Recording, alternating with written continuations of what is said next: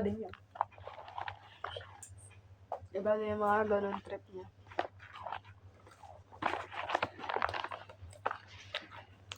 Noong una, wala rin akong pakialam yan. Pero nung nakita ko, ang gamol na ng Lisandra, wala nang event, yung Christmas na, wala ka na makitang Christmas light. Parang, pangit na ba? Parang hindi na siya, quote-unquote, exclusive village.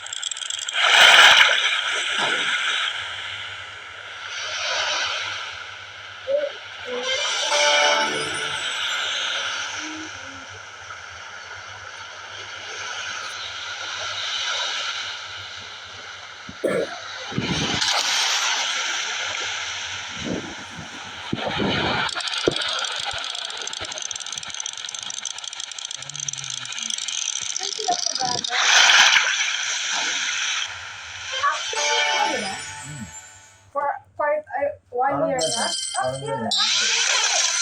I don't see any changes. Diba? Pag sila po, di continuous lang din yan. Hindi ko na nakikita yan. Exactly, di ko nga nakikita yan eh. So what I'm saying is, isang taon na silang nakaupo at there. Ngayon nagbabago. Hindi ko alam kung budget wise ka. Pero yung ganyan. Bakit wala ako ng iba?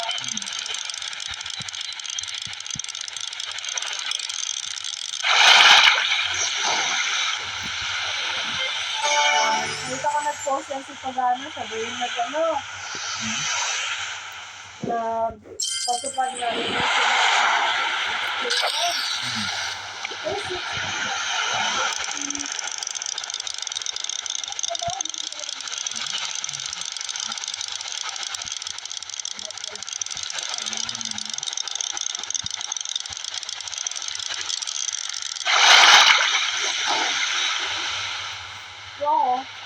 yun ako sa hindi pa na. Hindi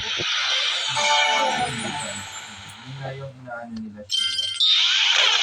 Kasi yung ibang mga yan. Meron ng Alam na nila galawan dyan eh. Sabi niya, Pepe, nung umalis daw siya dyan, meron siyang 3.8 million budget na iniwan. Nawala. Nung dumating nag-take over si Kalbo.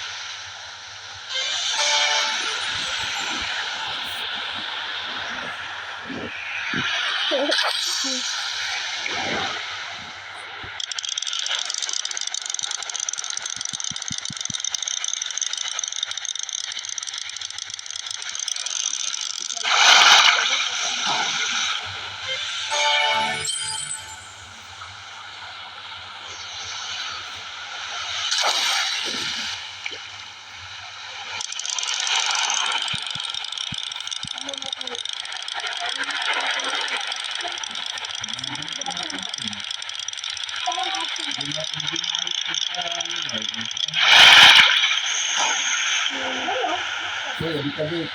Nakausap ka. Yun tayo eh. Pag that's the reason why ayaw kitang pagpaanahin ng ganyan. Di ka nakakausap pag nagtitinda ka. O, sana yung ano mo. Mateo, get a leak from 99. Guys, sa kanina, nilagay, ayan lang po. Kaya nga. hindi mo properly taken care of.